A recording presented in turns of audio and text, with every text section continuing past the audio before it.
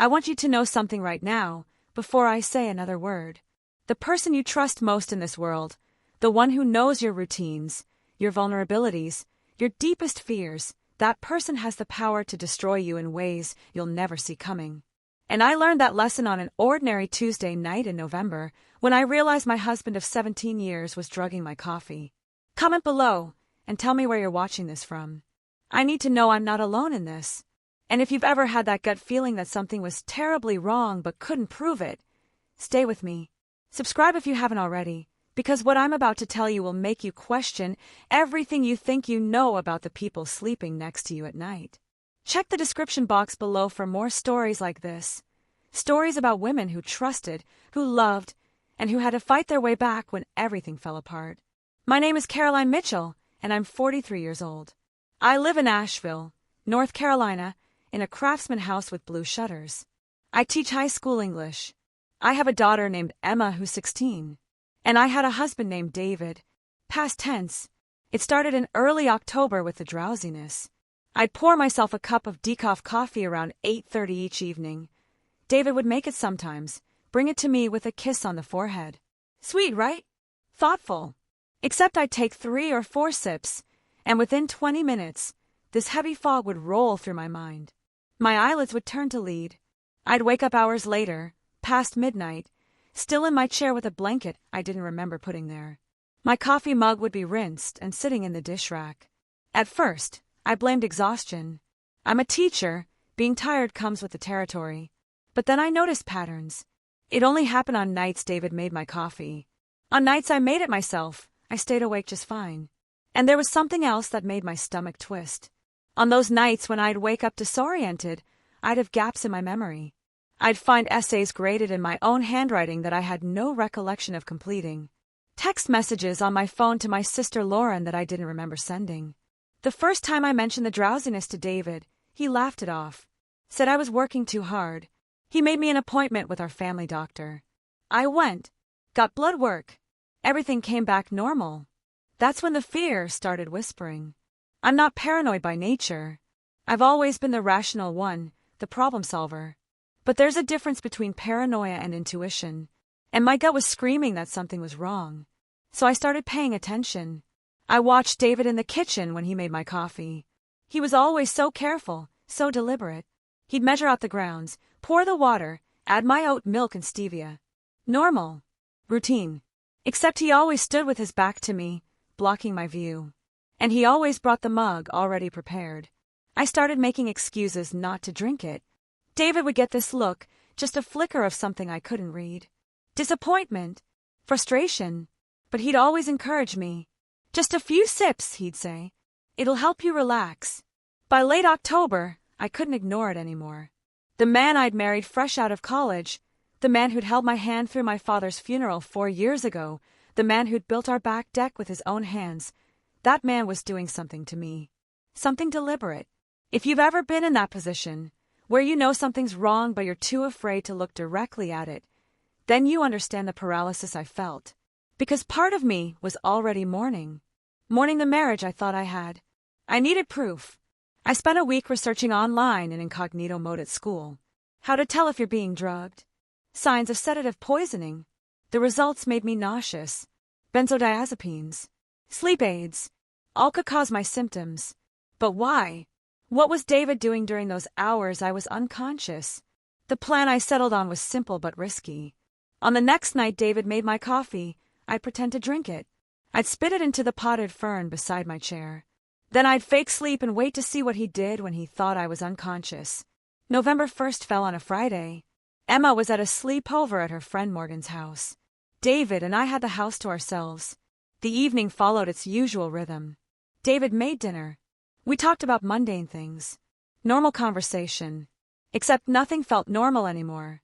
After dinner, I heard the kettle whistling. My pulse quickened. A few minutes later, David appeared with my mug. "Here you go, sweetheart," he said, kissing the top of my head. I picked up the mug with trembling hands and took what looked like a long sip. But instead of swallowing, I held the coffee in my mouth, turned slightly toward the fern, and spit it into the soil. I repeated this process, emptying the mug little by little. Then I set it down, Let my head fall back, closed my eyes, and slowed my breathing. Made my body go limp. And I listened. At first, nothing. Just David moving around the kitchen. Normal sounds. I almost convinced myself I'd been wrong. But then the sound stopped. I heard David's footsteps coming into the living room. I felt him standing over me watching. The silence stretched so long I thought I might scream. Then I heard him whisper, so quiet I almost missed it. Finally, that single word hit me like a punch. But I couldn't react. I had to stay frozen, even though every instinct screamed at me to run. David's footsteps retreated toward the hallway. Then I heard something that made my blood turn to ice. The sound of our bedroom door opening. Muffled voices. Wait, voices? Plural? There was someone else in my house. Someone who'd been in my bedroom while I'd been sitting 20 feet away. The voices were low, indistinct. David's voice, deeper and familiar. And another voice, higher, feminine. My mind raced. An affair. David was having an affair and drugging me, so he could sneak his mistress into our house while I was unconscious in the next room. But then I heard something that didn't make sense. Drawers opening. The closet door sliding. They were going through our things. This wasn't just about an affair. Is she out? The woman's voice came from the hallway. Yeah, she's out, David replied, cold and businesslike. We've got maybe 4 hours. Did you find them? The woman asked. Not yet. Keep looking. They have to be somewhere. Find what? What were they looking for? Then the woman said something that changed everything. What about the daughter? When does she come back? Not until tomorrow afternoon. We're clear. They were talking about Emma. The protective fury that surged through me almost made me abandon my pretense. But I held still. What if Caroline wakes up? The woman asked. She won't. I've been doing this for 3 months. She never wakes up. The dosage is perfect. 3 months. He'd been drugging me for 3 months. If you're still watching, subscribe now. Because what happened next shattered everything. Check the description box for more stories like this. I heard them move back toward the bedroom. More searching. I risked opening my eyes just a sliver. The front door was 15 feet away. I could run. But tell the police what? I had no proof. Just my word against David's. Time stretched. Eventually the footsteps returned. Through my barely open eyes I saw her, younger than me, early 30s, dark hair and a ponytail. She moved with efficient purpose. Professional. Nothing in the bedroom, she said, frustrated. You're sure she has them? She has to, David insisted. Her father left them to her. They have to be in this house. Her father? My father had died 4 years ago. What could he possibly have left me? Then I remembered. The box. My father's old wooden box that he'd given me days before he died. Keep this safe, Caroline, he'd said. Don't tell anyone. Not even David. Especially not David. I'd hidden it and forgotten about it in my grief. But David remembered. And David wanted it desperately. We're running out of time, the woman said. If we don't find them in the next hour, we move to Plan B. Plan B is too risky, David said sharply. Check the garage. Check every goddamn floorboard. Plan B. What happened if they didn't find what they were looking for? Would they hurt me? Emma. The sounds of their search grew frantic. Then I heard the woman say something that made my blood run cold. David, if we can't find them, we need extraction. Make her tell us. Extraction. Make me tell them. They were planning to hurt me. Very slowly, I shifted in my chair. Let my head roll naturally toward my purse on the floor. She's moving. The woman's voice, sharp with alarm. My eyes snapped open. No more pretending. The woman was staring at me, her hand reaching into her jacket. David came thundering down the stairs, his face twisted with rage and panic. I grabbed my purse and ran. I didn't make it to the door. David caught my arm, spun me around, slammed me against the wall. The impact knocked the air from my lungs. Don't make this harder than it has to be, he said, his face inches from mine. How had I lived with this man for 17 years and never seen the coldness in his eyes? Get off me! I screamed. Get out of my house! It's my house too, Caroline. Join ownership. He was eerily calm now. The woman appeared at his shoulder, watching with bored detachment. Where's the box? David demanded. Your father's box. Where did you hide it? I don't know what you're talking about. His grip tightened. Yes, you do. Richard gave it to you before he died. Where is it? Check her pockets, the woman said flatly. David pulled out the wadded tissues I'd used to spit out the coffee. He stared at them, then at me, understanding dawning. You didn't drink it. His voice mixed fury with admiration. How long have you been awake? Long enough to hear everything, I said. Long enough to know you've been drugging me for months. It was a bluff when I said I'd called the police. The woman checked her phone and shook her head. She's lying. No outgoing calls. Last chance, Caroline. David's voice dropped to a whisper. Tell me where the box is. This all ends quietly. You never see us again. Emma doesn't have to know. You've been poisoning me, and you think life can go back to normal? I never hurt you. Just sleeping medication. You violated me. You went through my things. The box, Caroline. That's all we want. I looked at him and made a split-second decision. I could tell them where it was and hope they'd leave. Or I could refuse and leverage it for safety. But once they had the box, what would stop them from making sure I never told anyone? Go to hell, I said. The woman sighed. Grab her. She'll talk eventually. No, David said firmly. Caroline, listen. You don't understand what's in that box. Your father stole something. Something that belonged to my family. And when he died, he made sure you'd have it. That's insane. My father wasn't a thief. A carpenter, David interrupted. Everyone knows. Except he was smart enough to hide something for 30 years. 30 years? That meant this happened before I was born. My grandfather hired him in 1994 to build furniture for our estate in Charleston, David continued. While he was there, trusted and welcomed, he stole something irreplaceable. Stock certificates, the woman interjected impatiently. Bearer bonds from your husband's grandfather's portfolio. Issued in the 1960s. Worth a few thousand then. Worth millions now. Your father took them and disappeared. The room spun. Stock certificates? Millions? My father who'd lived in a modest ranch and drove an old pickup? If he'd had millions, why had we lived like that? Unless he never cashed them. Unless he'd kept them hidden, too afraid to use them. You married me for this, I said slowly. You didn't love me. You married me to get close to my father. David looked away. When I met you in college, I didn't know who you were. Your father had changed his name, Richard Mitchell, not Richard Carraway. I didn't make the connection until after we were engaged. And by then, he paused. By then I did love you. But this is about my family's legacy. 17 years of pretending. I didn't want him to die. I just wanted what he stole. The woman checked her watch. Tell us where the box is, or we start getting creative. I thought about the box hidden in Emma's room, inside the hollowed-out base of her swimming trophy. A trophy David had placed on her shelf himself. I couldn't tell them that. I couldn't let them touch Emma's space. It's in a storage unit, I lied. In Hendersonville. Unit 237 at Secure Space Storage. The key is in my jewelry box upstairs. David studied my face. I held his gaze, steady and defiant. Go check, he told the woman. Get the key. The woman went upstairs. I heard her in our bedroom. My jewelry box didn't have a storage key, but I had an old gym locker key. Would it buy me time? It didn't have to be like this, David said quietly. Trusted you. I cut him off. You've been drugging me. You've been lying our entire marriage. I protected you. I gave you a good life. I've been a good husband, a good father. It erases everything. The woman returned with a brass key. Found it. Let's go. She comes with us, David said. We're not leaving her with a phone. They used zip ties from the garage, pulled them tight around my wrists, then walked me to David's Jeep and pushed me into the back seat. We drove toward Hendersonville.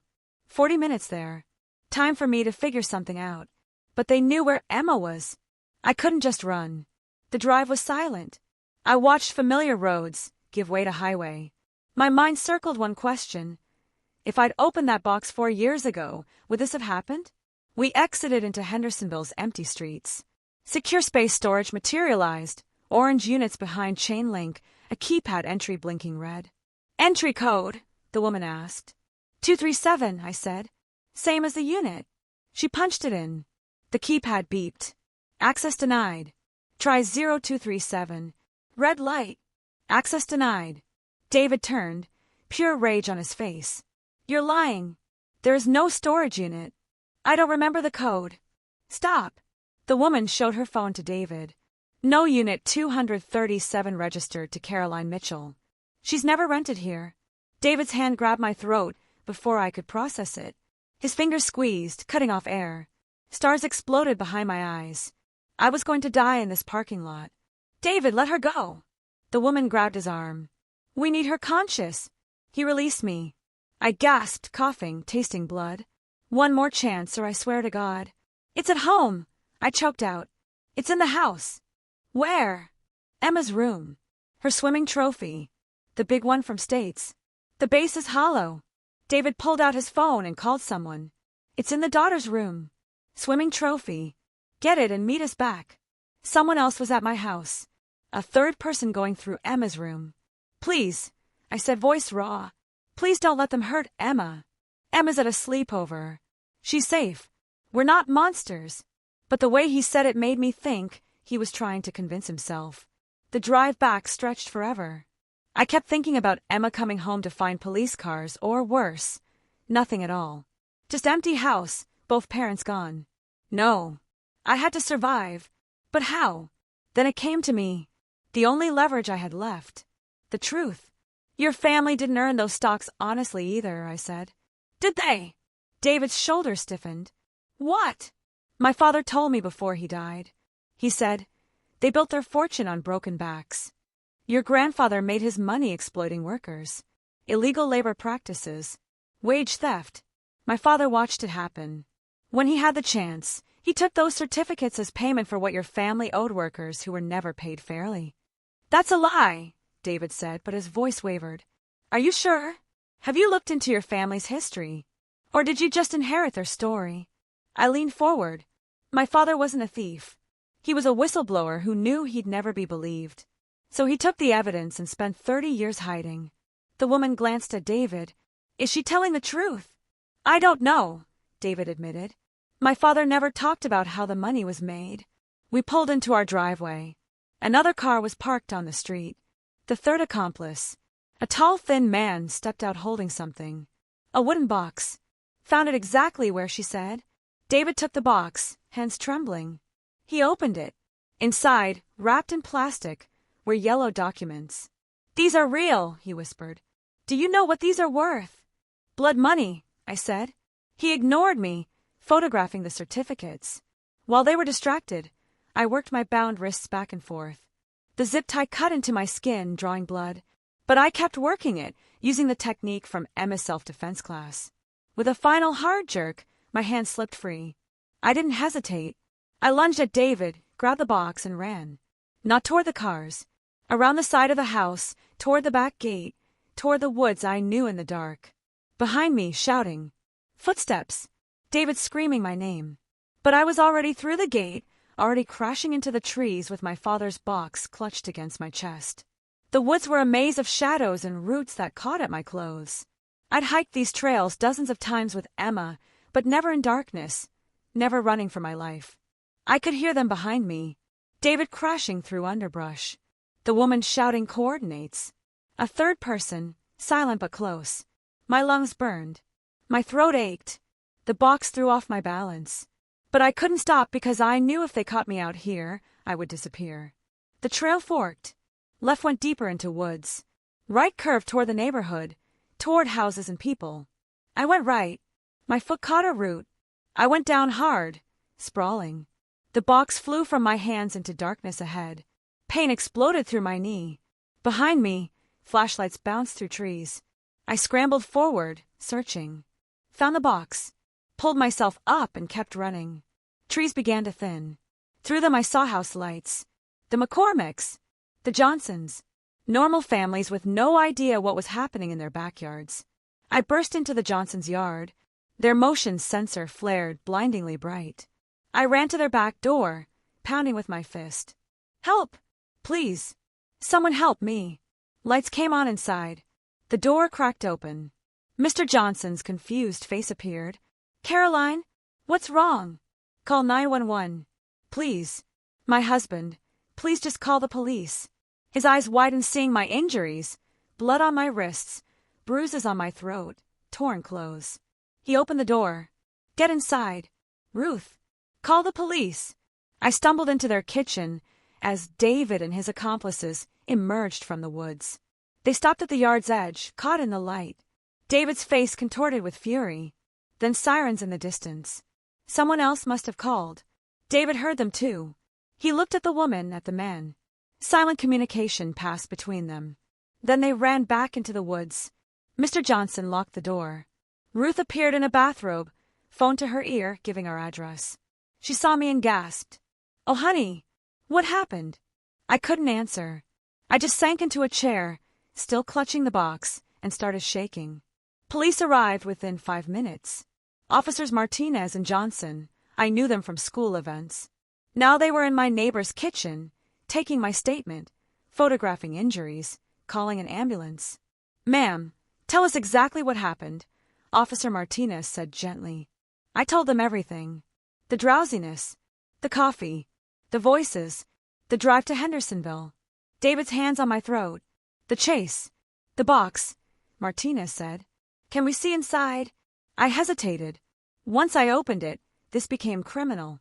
There would be investigations and questions about my father, about whether the money was clean or dirty. But I'd run out of choices. The only thing that mattered was Emma's safety. I opened the box. Stock certificates looked fragile in harsh fluorescent light. Yellowed paper with ornate borders. Bearer bonds from companies I'd never heard of. A few I had, IBM, General Electric. We need to take these as evidence, Martinez said. I lifted the certificates. Underneath was paper, something folded. I pulled it out. A letter in my father's handwriting. Can I read it? I asked. Martinez nodded. My hands shook as I unfolded it. The date was from 4 years ago, days before my father died. My dearest Caroline, asterisk if you're reading this, I'm gone. The certificates in this box are worth a fortune now. But they're also evidence of theft. Mine and theirs asterisk. Asterisk in 1994, I worked for the Whitmore family in Charleston. While there, I saw things. The Whitmore fortune was built exploiting immigrant workers. Paying pennies, threatening deportation. Slavery by another name, asterisk. Asterisk I documented it. Planned to go to authorities. But before I could, the Whitmores were planning to liquidate and disappear. They were going to take their fortune and run, leaving families with nothing, asterisk. Asterisk, so I took these certificates. Told myself it was justice. But it was theft, Caroline asterisk. Asterisk I intended to cash them and distribute the money to families who'd been hurt. But the Whitmores came after me. I had to run. Change my name. By the time I felt safe, years had passed.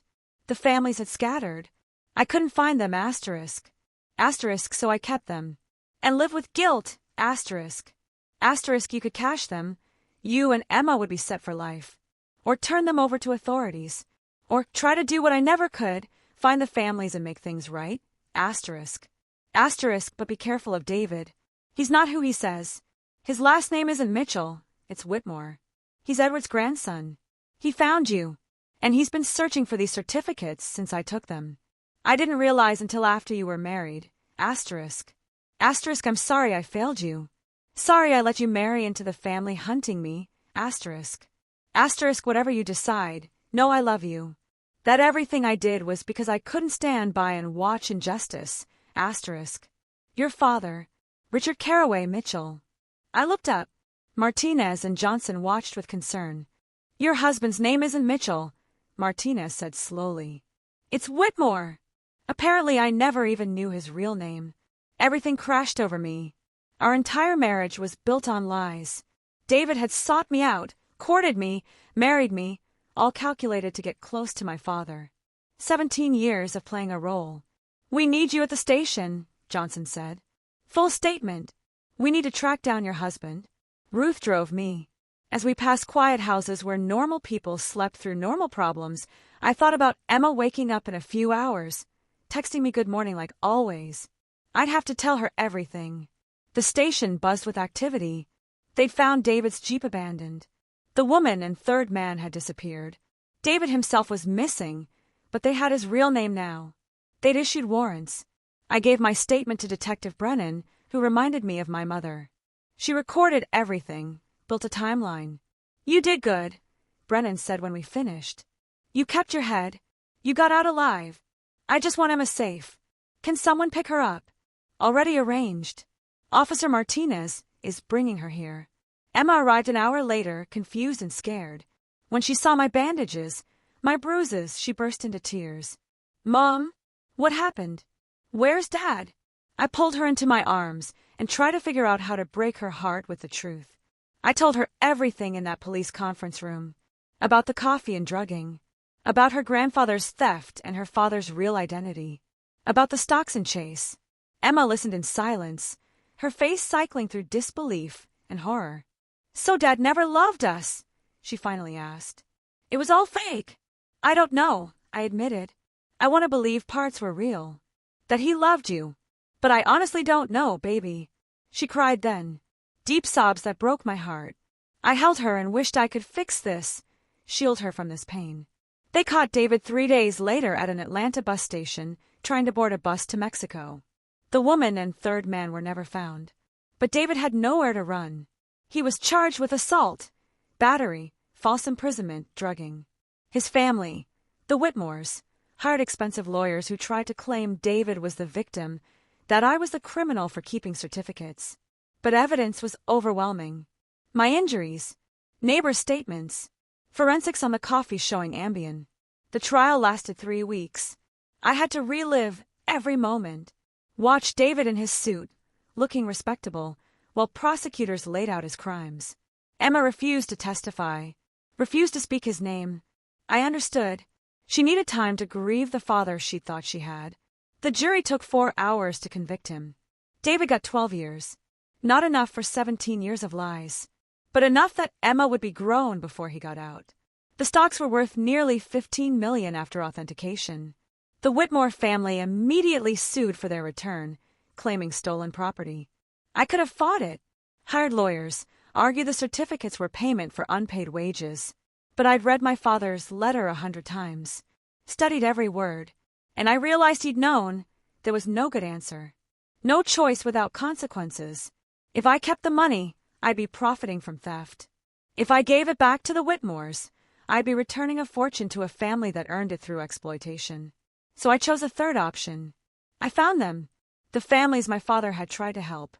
It took months of research, hiring investigators, digging through old records. But I found 7 families scattered across 3 states who'd worked for the Whitmores in the 1990s and been cheated. Some had done well despite that start. Others were still struggling. I divided the $15 million among them. $2 million per family. More than my father stole from the Whitmores, but less than those families deserved. The Whitmores tried to block the distribution. Sued again. But I had good lawyers by then. And public opinion. The story of exploited families, combined with David's crimes, made it impossible for Whitmores to claim moral high ground. Eventually, they dropped the suit. Emma and I got nothing financially. But we got closure. The knowledge that my father's crime had finally resulted in something like justice. That families who'd been hurt received some compensation, even decades late. We sold the house. Too many bad memories. Too many rooms where David had played his role. We moved to Raleigh, started fresh. Emma threw herself into swimming, got recruited by NC State's team, started building a future separate from her father's crimes. I kept teaching. Changed schools but kept doing the work I loved. Because that was real. My students were real. The books and essays and discussions, those were real in a way my marriage never was. It's been 2 years now since that November night when I discovered the truth. 2 years of therapy and lawyers and sleepless nights. 2 years watching Emma wrestle with grief and anger about who her father really was. 2 years rebuilding a life I thought I'd already built. People ask if I regret it. If I wish I'd stayed unconscious. Let David find the box himself. If ignorance might have been easier. But here's what I've learned. The truth always finds you eventually. The lies we tell ourselves, the secrets we keep, the betrayals we pretend not to see, they all come out. And when they do, you have a choice. You can let them destroy you, or use them to rebuild yourself into something stronger. I chose to rebuild. Emma and I are closer now. We don't have secrets. We don't pretend things are fine when they're not. We talk about hard stuff, about her father, about my father, about trust and betrayal, and how you move forward when everything you believed was a lie. It's not easy. Some days are harder. But it's real. David writes to Emma from prison. Letters that arrive every few weeks. She doesn't read them. Stacks them in a box in her closet unopened. Maybe someday she'll be ready. Maybe never. Either way, it's her choice. As for me, I don't know if I'll ever trust anyone the way I trusted David again. The therapist says that's normal, that trauma changes how we relate to people, that healing takes time. I'm working on it, learning to trust my instincts again, to listen to that voice that whispers when something's wrong. Because that voice was right all along. That gut feeling that something was off, I knew. Some part of me always knew. I just didn't want to look at it directly. That's the thing about betrayal. It's not always sudden shock. Sometimes it's slow accumulation of small wrong things, inconsistencies you explain away, because accepting them would mean accepting your entire life is built on sand. Sometimes the worst betrayals are the ones we see coming but refuse to acknowledge until we have no choice. I think about my father often, about the impossible position he put me in, about whether he made the right choice, whether there even was a right choice, or just various shades of wrong. I think he did the best he could with an impossible situation.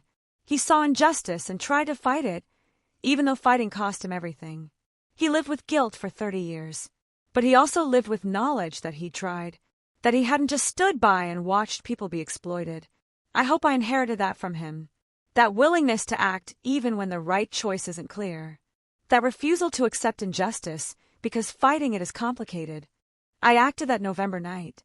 When I could have drunk that coffee and stayed unconscious, when I could have told David where the box was, I didn't. I fought. I ran. I survived. And then I made sure those stolen millions went to people who deserve them. I don't know if that makes me noble or stupid. Probably both. But I know I can look at myself in the mirror now. Emma can look at me and see someone who did the hard thing, the right thing, even when it would have been easier to do something else. That's worth more than $15 million. That's worth more than a marriage built on lies. It's worth everything. Last month, I got a letter from Maria Santos, one of the families I'd found. She wrote to thank me, to tell me what the $2 million had meant. She paid off medical debt from her daughter's cancer treatment, bought a house, started a college fund. Your father was a good man, she wrote. He saw us when no one else did. He treated us like people, not just workers. Small kindnesses. And then he did this huge thing, and paid for it with his whole life. Tell your daughter he was a hero. I cried when I read that. Cried for my father and the life he'd given up. Cried for myself and Emma and everyone caught in the aftermath of his choice. But I also felt peace. Despite everything. The lies, the betrayal, the chaos. Something good had come from it. Those families had been helped. Justice, messy and delayed, had been served. That's all we can do. Make the best choices we can. Try to do right by people. Fight injustice when we see it. And hope that in the end, the good outweighs the harm. My father tried. Despite mistakes, he tried. And because he tried, 7 families have better lives now. Their children will go to college. The ripple effects of his choice, and mine, will extend for generations. That's legacy. Not the lies or crimes, but the lives that were changed. The justice that was done. I hope that's what Emma remembers. Not the trauma or fear, but the choice I made to fight back. The choice to redistribute that money instead of keeping it. The choice to do the hard right thing. I hope she learns you can survive betrayal. That you can rebuild. That you're stronger than you think when you're tested. I hope she learns to trust her instincts. To listen to that voice that whispers when something's wrong. Most of all, I hope she learns you're not defined by what happens to you. You're defined by what you do next. By choices you make in the aftermath. By whether you let trauma break you or shape you into something stronger. I'm still being shaped. Still figuring out who I am in the aftermath. But I'm not a victim anymore. I'm a survivor. A fighter. A woman who looked at impossible odds and found a way through. And that's enough. For now, that's enough. If you've stayed with me through this story, thank you. Thank you for witnessing what happened to me. Thank you for understanding why I had to share it. We need these stories. We need to hear about the betrayals people survive, the impossible choices they make, the ways they find to keep going when everything falls apart. If you're going through something similar, if you're reading this and recognizing your own life in my words, please know you're not alone. Please know that survival is possible. That you're stronger than the person who's hurting you, stronger than the circumstances trying to break you. Trust your instincts. Listen to that voice. Act on it before it's too late. And if you need to run, whether literally or metaphorically, then run. Run toward safety. Run toward truth. Run toward the life you deserve, the life that isn't built on lies and violation and fear. You can survive this. I promise you can survive this. Emma's doing better now. She made Dean's List last semester. Started dating a guy named Marcus who seems kind and genuine, though I watch him carefully. Can't help it. She understands. We joke about how she inherited my trust issues along with my curly hair. She started reading her grandfather's letter lately. Reads it before swim meets sometimes. Says it reminds her that doing the right thing is usually complicated, that good people make mistakes, that justice isn't always clear-cut. She's thinking about majoring in social work. Wants to help families dealing with exploitation and labor abuse. Wants to fight the kind of injustice her grandfather witnessed. I think he'd be proud. I know I am. As for me, I'm learning to live with uncertainty. Learning that you can never really know another person completely, that everyone has secrets, that trust is always a risk. But I'm also learning that the risk is worth it. That connection, real connection, requires vulnerability, requires choosing to believe in someone even though they could hurt you. I'm not there yet, not ready to date or open my heart again. But maybe someday, when the wounds have healed a little more, when I've rebuilt enough of myself that I can risk sharing it with someone else. For now, I focus on the things I know are real. My daughter, my students, the books I teach and the words I write, the coffee I make for myself in the mornings, no one else's hands touching it. The sleep I fall into naturally now, without drugs, without violation, without fear. The simple, precious freedom of being awake and aware and in control of my own life. Detective Brennan called me last week with news.